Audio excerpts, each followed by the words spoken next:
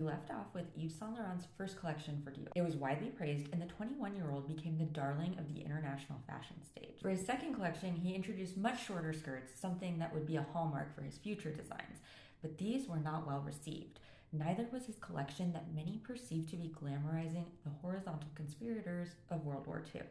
Though he had been both darling and savior of Dior, by 1960, the house was looking for ways to get rid of him. It was speculated that Dior, the house, not the man, was pulling strings, preventing Yves Saint Laurent from being conscripted. But then, in 1960, he was drafted to fight in the military conflict in Algeria. But as you can imagine, the military was not the place for a sensitive dreamer who was also gay. Yves Saint Laurent had a mental breakdown and suffered severe depression. The way they went about treating it was through electroshock therapy, and he later said that all of his drug addictions and mental health challenges all went back to his time in the military hospital. Well, the House of Dior used this opportunity to fire him, and his assistant was promoted to replace him. Saint Laurent's partner, Pierre Berge, told Yves that he was fired, and Yves replied, "We will found a haute couture house together, and you will manage it." To which Berge replied, "That's what we will do." So that is how Yves Saint Laurent, the brand, came about. Now, this is a perfume account, so I'm not going to go super deep into the fashion other than to mention my favorites, which were the women tuxedos and the Mondrian dresses. I will also mention that he was big on both Asian and African influences, such as the safari jackets, but just keep that in mind for when I get to opium. My main event, let's talk perfume. I've talked in other videos about the haute couture to perfume pipeline that these designers were sticking to. Chanel with No. 5, Dior with Miss Dior, etc.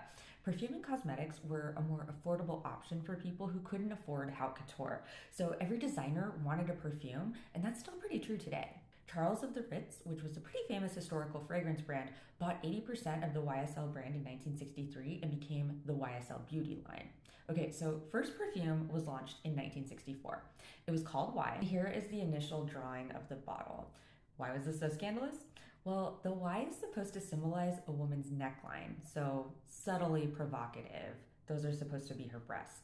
This was a chypre perfume, and while it was marketed to women, it was fairly unisex, which was to Yves' personal taste. Now, Y was followed by two men's perfumes in 1971, Rive Gauche and Pour Homme.